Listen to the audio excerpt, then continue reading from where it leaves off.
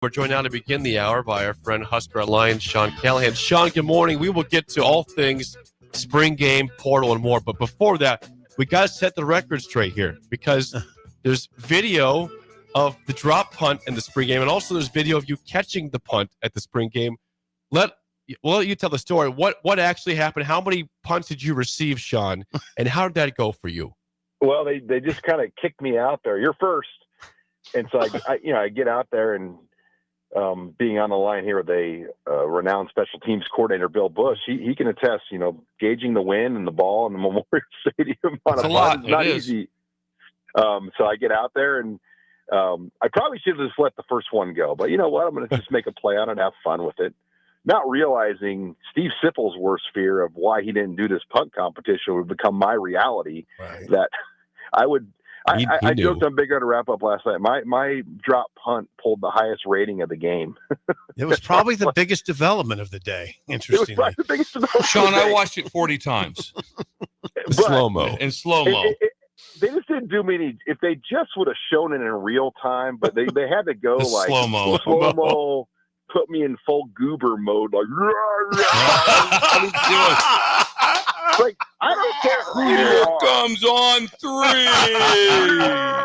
It was like an old school. Was it old school? And the guy got shot in the neck with the dart. Frank the Tank. Frank the Tank took the dart, took the tranquilizer to the neck. It was. So yesterday I'm in Sortino's Pizza in Omaha. Okay. And some guy yells at me, "Don't drop the pizza, Sean." Oh no! See, well, it's not going away. Sipple says this; it goes forever. Shot and I pulled it in. So, but that's my only beef is like show both of them. Like, I mean, don't put me in full goober mode, and then don't even. But we broke it down last night on Big Red Wrap Up, like Damon Benning's catch, my drop, and my catch. So it was a lot of fun, and got a lot more attention than I was anticipating. Yeah, what'd you think of the day? Would you do this again? Not that part, but Nebraska, the Husker games, all of that. Was this a one-off, or is this something we're going to see in the future? How Nebraska handled it? It's just really, to me, it's this simple. There's a big difference between 60 and 80,000 people and 10,000 people. Yeah, and that's a lot of money. And I'm not saying they're going to get 60 to 80,000 for a spring game because I don't know if those crowds are out there. I think nobody drew over 60 this year when you look at the numbers out there. But I think they've got to put something together that gets it, up there again, especially with the revenue and some of the things they've done. And who knows what spring football is moving forward and how it's going to exist. But, it is what it is. They probably could have just kept it the same and just played the young guys like they did. But I think you'll see something closer to what we're used to, probably, something that they can market more as a true game, because you're just not going to draw a big number as we saw at events like what Nebraska did this year. Do you think we'll ever see, Sean, a spring game against a different school? Because there's that conversation of Deion Sanders and Fran Brown. Will that ever happen in upcoming years, in your opinion?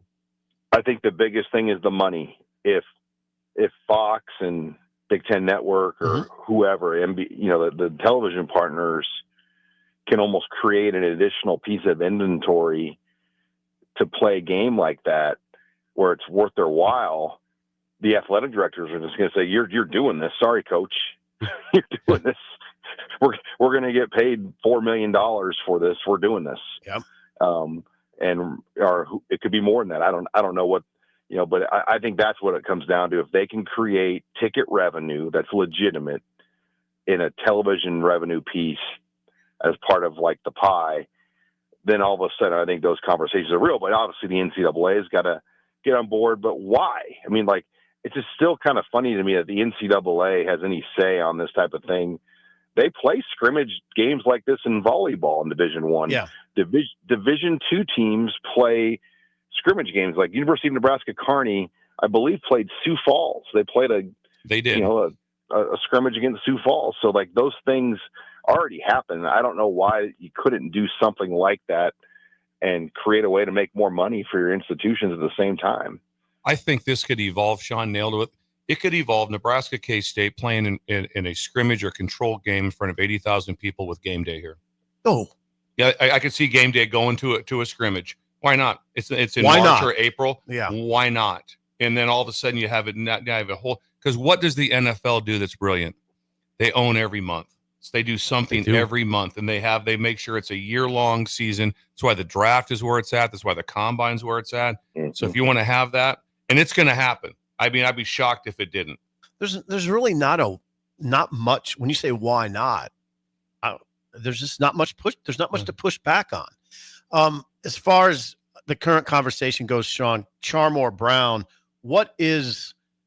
how are you assessing this Charmore Brown situation right now? He's the North Dakota State running back who's, I don't know, he's considering a handful of schools, including Nebraska. Where's the situation at that you can say?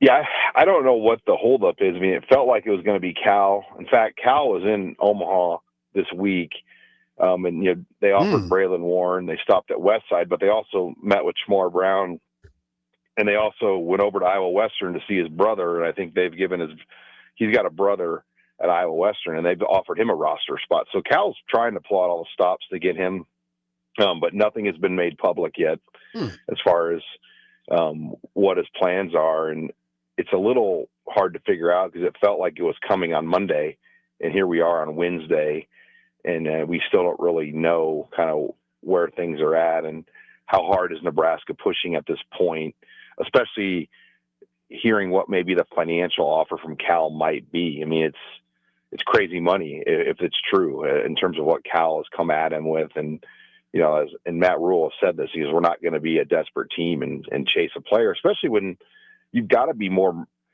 careful when you're in revenue share now and how you allot your money. You can't just, splurge on a guy just to splurge. I mean, you have to be very careful with how you manage things moving forward. And I don't see Nebraska doing something like that, even though I do think Charmore Brown would help this team, no question, if they could get it figured out. If you don't know this, I understand, Sean. It's kind of out of the blue. How often does Cal come through here looking for players? I don't recall really ever. That's what I thought. Who's he? Was Wilcox here? He's not really a guy. I mean, he's from North Dakota State in the portal, so it's not like a traditional high school. But think about this, guys. Yesterday, Ohio State was in Omaha. When's the last time the Buckeyes had coach? And they stopped at Westside and Millard South yesterday. Who are they looking at? They went over to see Braylon Warren, but I think secretly they went over to watch Jet Tamala. I know Jet Tamala's committed to Iowa State, but you do a workout when those coaches come by and spend time with them, and you need a quarterback to throw in the workout. So I'm sure they were there to gauge Jet. And if Ohio State wanted to go after Jet Tamala, they could make that thing real pretty quickly if they wanted him. They could put their full press on him. And when they do that, it's hard to say no because of the amount of resources they have compared to, say, an Iowa State. But there's other players they could have been looking at too, like Nelson Wheeler, the running back who has a Wisconsin offer, Northwestern, among others. Isaac Jensen, the tight end. Mm-hmm. I mean, they have multiple guys that they could be evaluating there, but you don't see the Buckeyes coming into town like that either. The shop door's open. What, Sean? Come on in. What was the? What was? Usually, I like that. With like myself, the reason that Cal went to other places, they had one goal in mind. Like when I would come up from LSU to see Fedoni, then I would just spend the day. So I just whip around to West Side, whatever. I'd just go around and see. I'd go to prep, whatever it was. I'd pick out 6-7 schools besides my time I would spend over with Fedoni. So that's kind of why Cal's like, why we're here. Let's go to other schools. Sean, when you think about spring ball, the totality of spring ball, player personnel wise, what was the biggest story in your mind? I have one in mind. What's the biggest story in your mind? Oh man, that's a broad one. Come on. No, it's not. Just what wouldn't you say it was the center position getting settled? Justin Evans? I think the offensive line is in a place that it needs to be in general. And they've done it in a couple ways.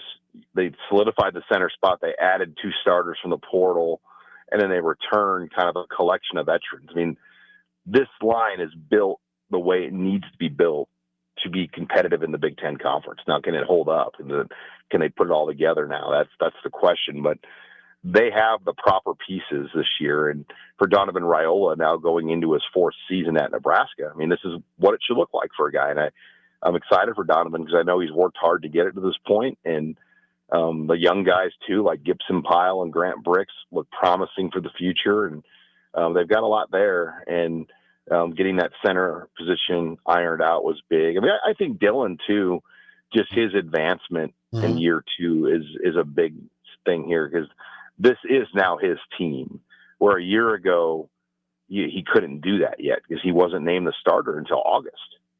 Right. I think that was big. But I thought the Evans thing was big because, Sean, we went into the spring and the narrative was Evans is a left guard.